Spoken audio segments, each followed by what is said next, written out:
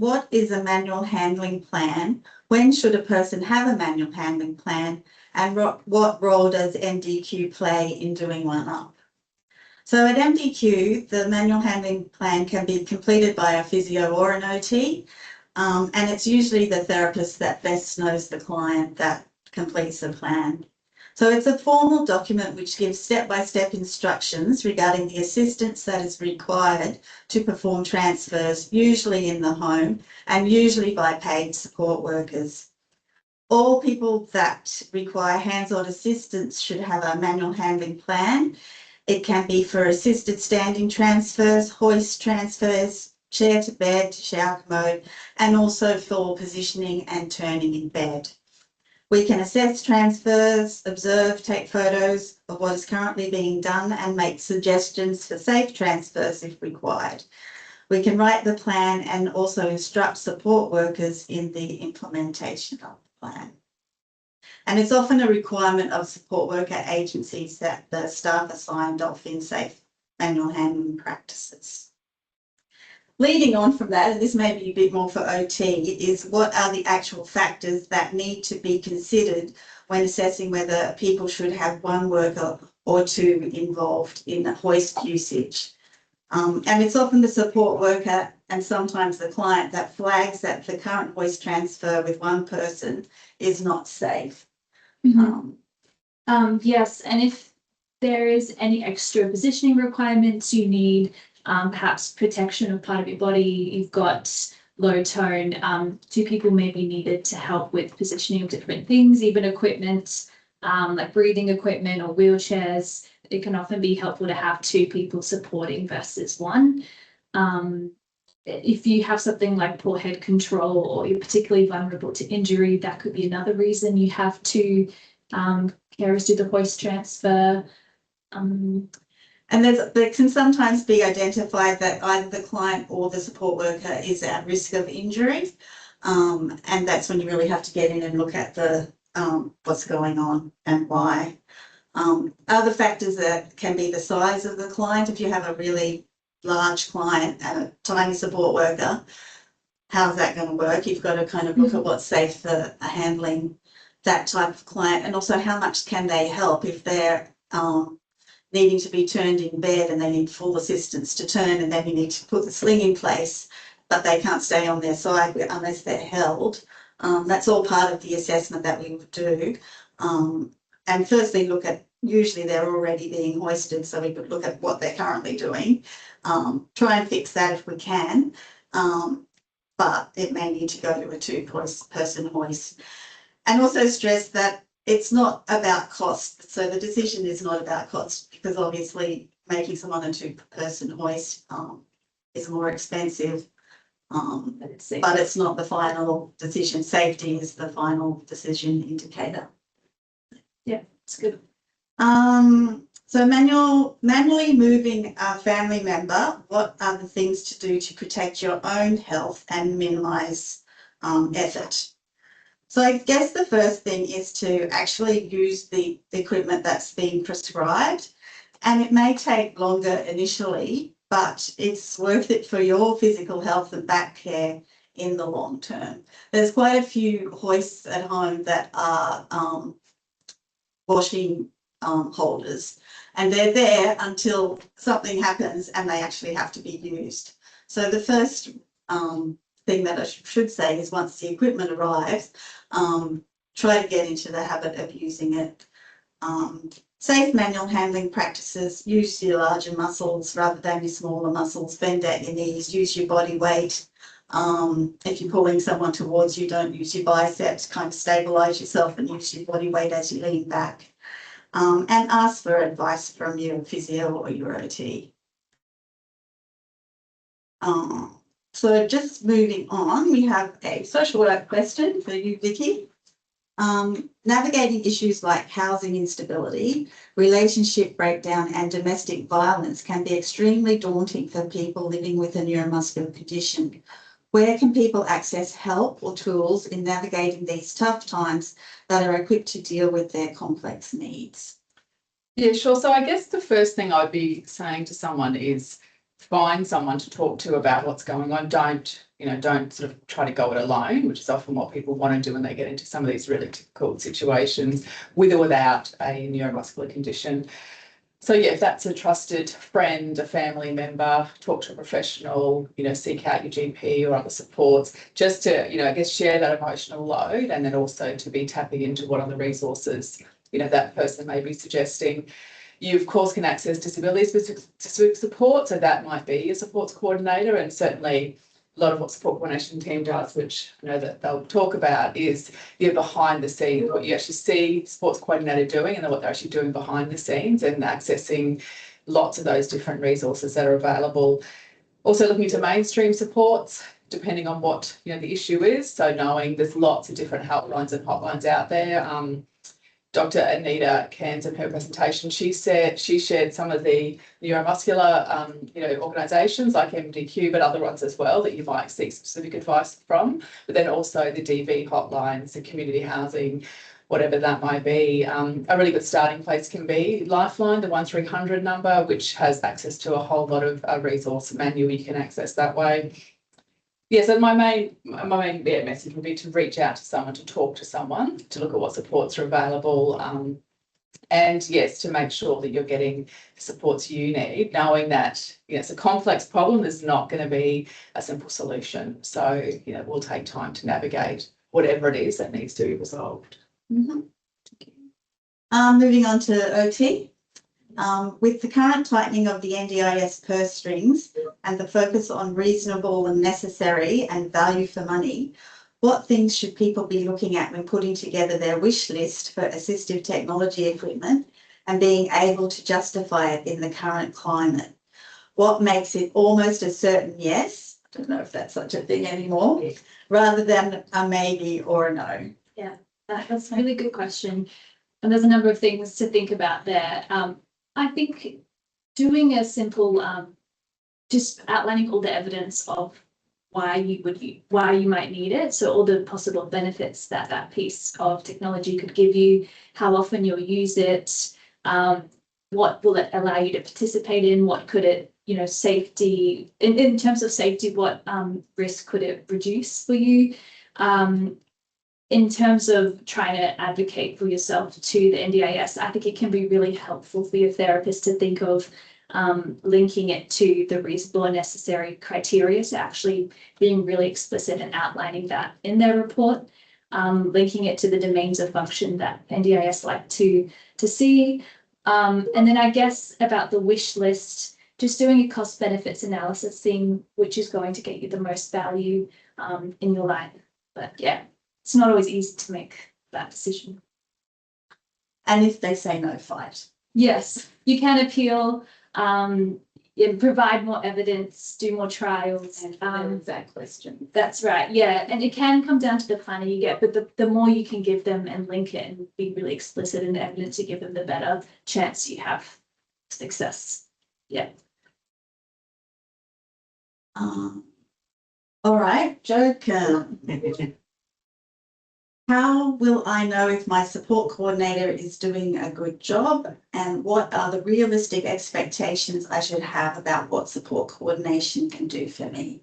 Well, you know that your support coordinator does a good job if they work for MDQ, right? So it's a plug out there. But I think in all seriousness, I think a good support coordinator would be able to achieve outcomes for you, right? So having to be pre-NDIS and versus after you've accessed NDIS and have the work of a support coordinator done for you, you should be able to see outcomes. I think a good support coordinator that will differentiate from subpar support coordinator would have your interest at heart and also have exhausted all possible solutions to possible problems that you may have. Okay, take for example, for somebody has a housing problem and this person is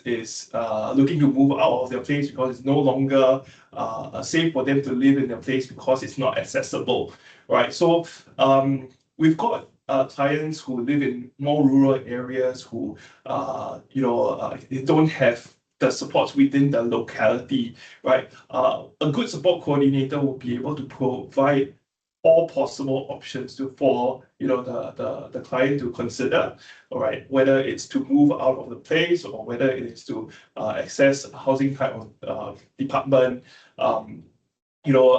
There's so many options really, and a good support coordinator will be creative enough to try to look for those options. The other thing that I wanted to answer direct to Joshua's question, and Joshua's question was really asking, how do I justify for more support coordinator hours, right? I think that's in the chat as well. How do I communicate the need for support? Yes. Yeah, so given that NDIS has it on the chopping block. That's correct. So well, the support coordination hours are pretty much one of the few first things to go, especially if you are established in your plan, you have all the services working for you, right? But if we can communicate exactly what needs to be done in support coordination, say for example, we are looking to explore moving, so there's big change in your life, right, that requires a lot of various steps to be able to get there,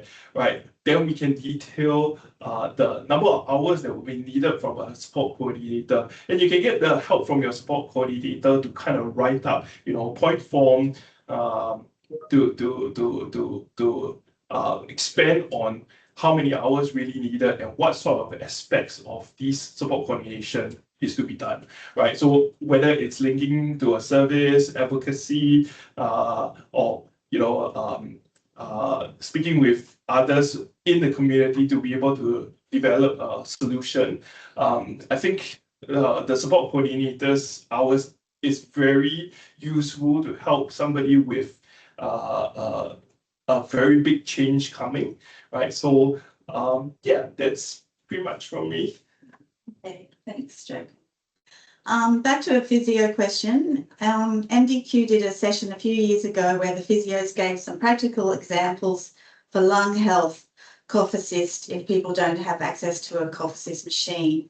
For example, use of binding of the chest and percussive tapping. Is this something you can touch on given that it's flu season? So firstly, our focus in the community is respiratory maintenance rather than treatment of an acute illness. If you're unwell, then you need to get to the GP or to your hospital team for assessment.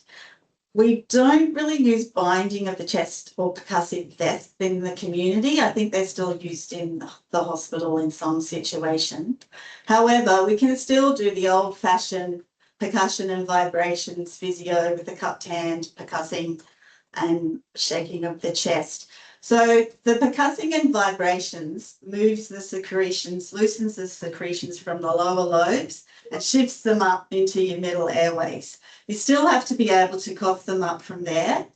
And so that's when we use the cough assist machine. And if you don't have a cough assist machine, we can do like supportive coughing techniques where you give an extra exertion as you cough.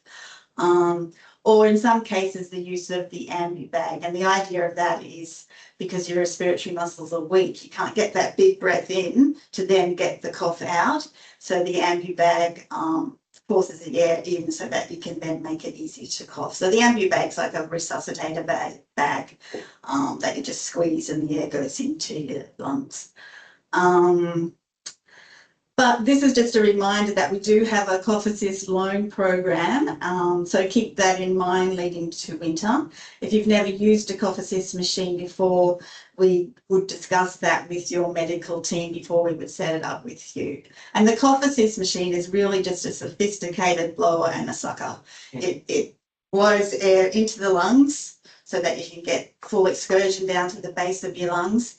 And then when you're ready to cough, it's like a vacuum and it sucks the gunk out. And that's how it works. But we don't do acute treatments. We send you off to the medical team for that.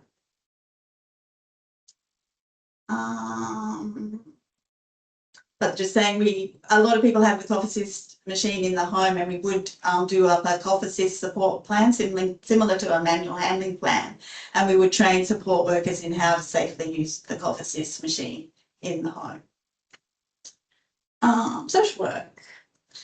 Resilience is a term often bandied about. How can people build up their coping mechanisms and build resilience? And that's, I guess, what resilience is, isn't it? It is about having coping mechanisms to be able to, I guess, absorb and make sense of, adversity when it comes up. So I think in terms of it being bandied about, it's kind of saying we all know it's important. We all know self-care is important, mental well-being is important. And so how we do it is very individual. But I guess what I've come across certainly in this work, more so than other work that I've done in this sector, is really the importance of having a strong supportive network, which might sound really obvious, but I think what happens, and I see this all the time, and other therapists would see this all the time, people become incredibly socially isolated, whether that's a person living with a neuromuscular condition or a parent, a family member.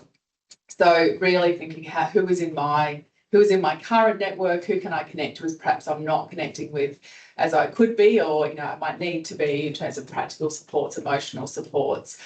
I always think it's important to start with your existing resources. Often people say, just go and see go see your GP, go see a psychologist, psychiatrist, which is of course valuable, but I think to actually start with what's closest to you and look at who's around you, what local resources can you access in feeling connected to others on this journey. So it's knowing, I guess, who's around and making best use of those people that are around, and knowing that, living with a neuromuscular condition, whether that's, you yourself or a family member, that, there's a huge amount of grief and loss and chronic grief that goes along with that, with losing mobility and losing, physical abilities that will be continuing. It's generative. So anticipating that to be the case and knowing how just important it's going to be to have those supports around you. So planning, like living for the moment, but also planning for the future. Thank you. OT. What assistive technology has come out in the last 2 years that has you excited that people may not know about? Yeah, there's a lot of great options on the market. I actually asked the OT team to give me some ideas for this question, so I'll just read some out. There's a lot of innovation with the home automation space, so people being able to control their environment through voice activation, things like that.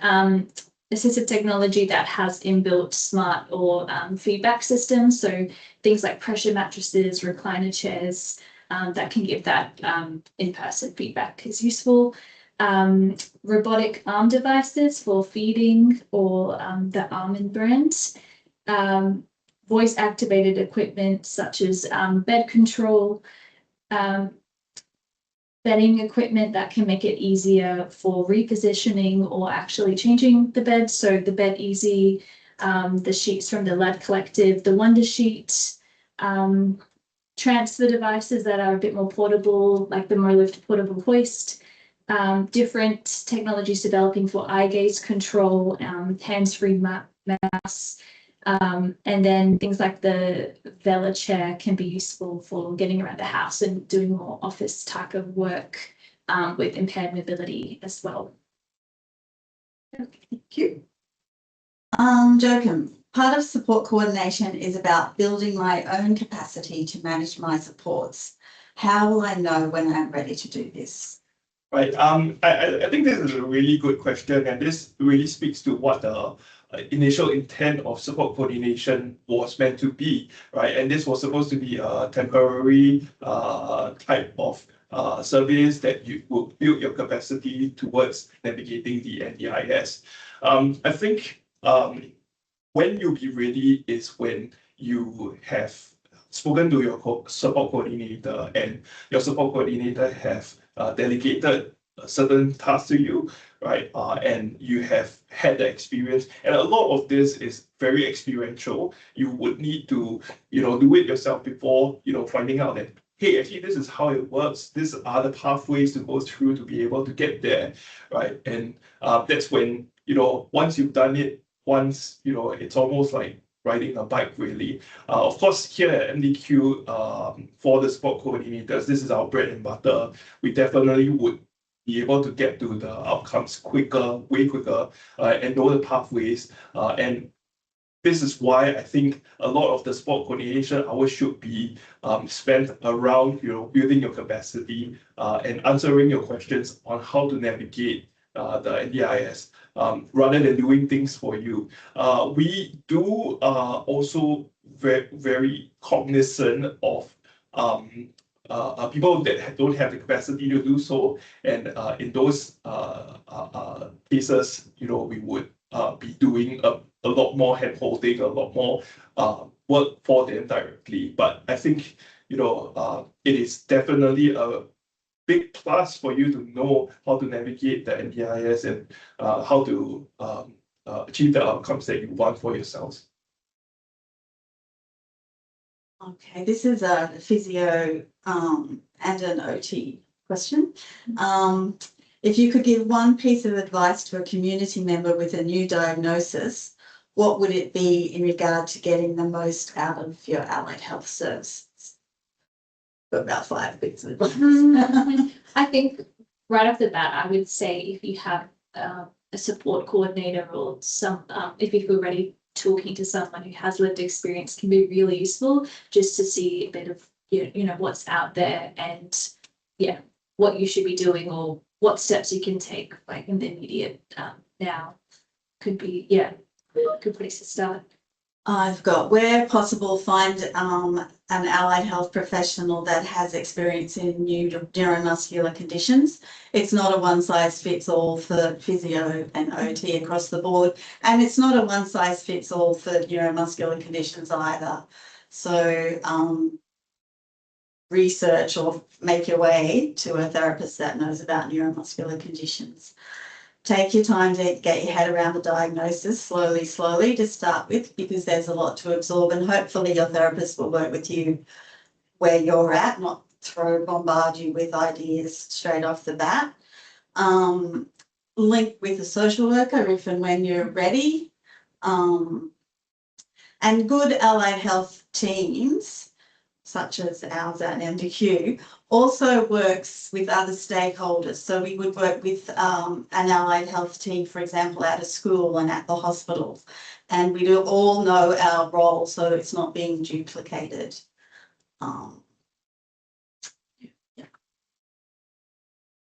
So OT again, what positive role, if any, do you see AI playing in the future allied health space? I haven't used it much in practice myself, but I think it could have benefits potentially for saving time and being more efficient with things like administrative tasks. I don't think it can ever replace things like clinical reasoning, but it could be useful for things like cross-referencing information, comparing products, just automating how quickly we can do tasks. And in terms of for the client, it could be useful for tracking information, things like sleep habits through wearable technologies could be a good way to, get important information and data in ways that we couldn't have otherwise, track patterns and routines. Joachim, before I choose a plan management type, agency managed, plan managed or self-managed, realistically, what are the things I should be assessing as I make that choice? Well, I think you should assess if you have capacity to be able to manage your own funds, right? These things actually take a lot of time, particularly if you have a very complex plan, complex needs, and you are going to receive plenty of invoices, in weeks, months. So you should really find out if it's something that you are able to take on yourself. A lot of our families who have taken it on themselves have raised that it's actually a lot of work trying to number one, understand, but also do the billing themselves.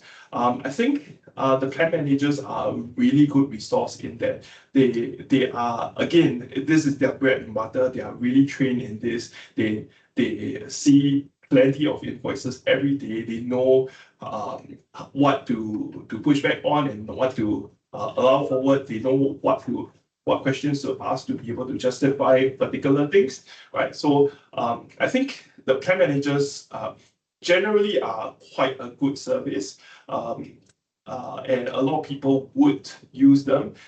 With agency managed, just don't go there.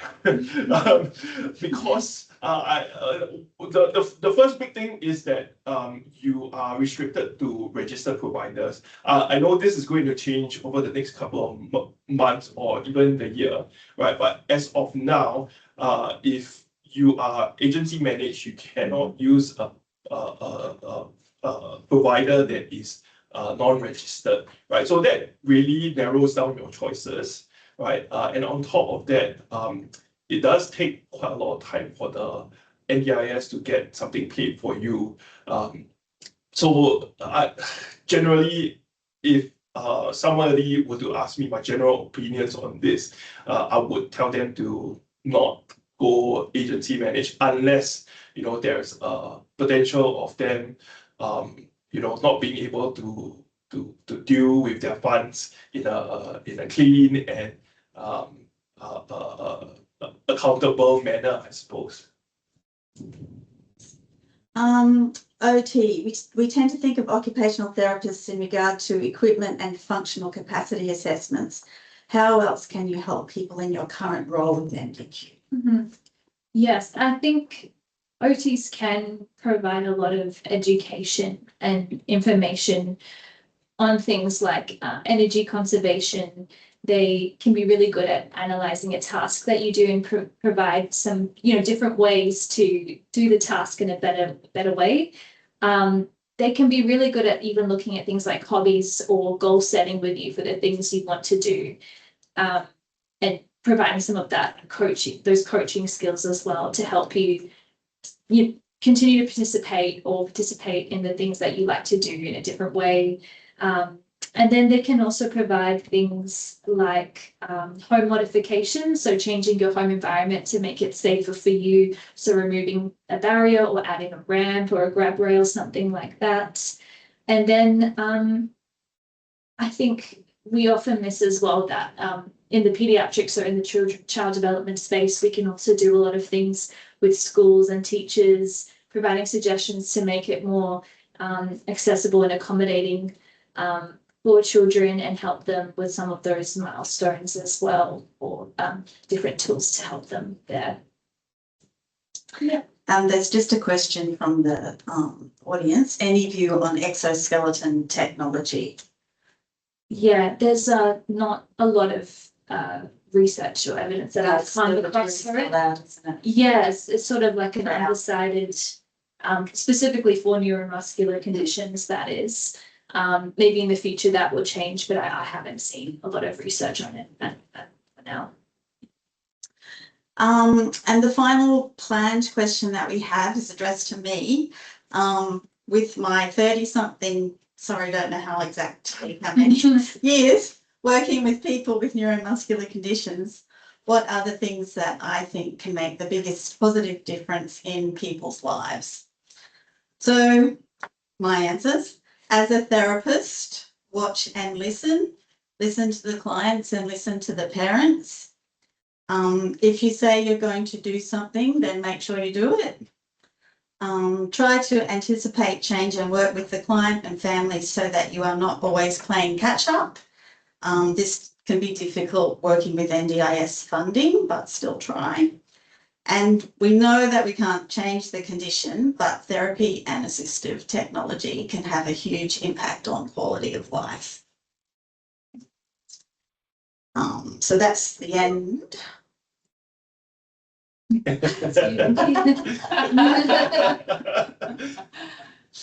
Karen Dale. So that's the end of the formal questions that we have. I don't know if there's any more questions coming in.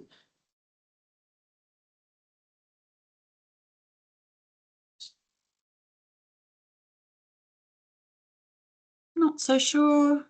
Go for it, Penny. I was just going to say, I don't think there's any more, but I'll hand that over to you, Penny. Okay, fab. I just jotted down some observations as our fabulous team were talking through ideas and noting some of the comments in the chat. I know we often talk about the Allied Health Service being an NDIS service, but it's important to remember that you can also access support through the team through a chronic disease management plan or through, we subsidise aged care packages. So if there's the team, Allied Health team can assist, please reach out to us. The comment on how you can talk about the importance of support coordination. MDQ has been working to advocate for support coordination, and the specialist allied support coordination service that we provide as a really essential component to support people with rare conditions. A lot of the time we do hear that it makes a difference to our community members when they're working with a support coordinator who understands their condition. More importantly, sometimes than them being local, it's having that specialist understanding. And so please share that good feedback whether our support coordination's made a difference for you, because that's we can use that in our advocacy to the NDIS that we're continuing to do. We also partner with the other states through the Muscular Dystrophy Foundation in doing that advocacy work. So we are pulling together the story from a national front for all people with neuromuscular conditions to try and share the importance of the work we do. And it's your feedback that makes that voice stronger. So please share it with us. An email to our info. There's a feedback channel through our website as well. Please share your feedback. We love to receive it. Finally, a comment just reflecting back on part of Anita's CAN's presentation early. She discussed the Specialist Disability Supports program in schools as being a good resource to help children with neuromuscular conditions have their curriculum adjustments made to help them stay in school and achieve their curriculum goals. MDQ is funded through the SDSS program, Specialist Disability Supports in Schools. And so if you have a child in school who you think could benefit from that support, link in with us as well, because that's another free support that we're able to provide fully funded through the SDSS program.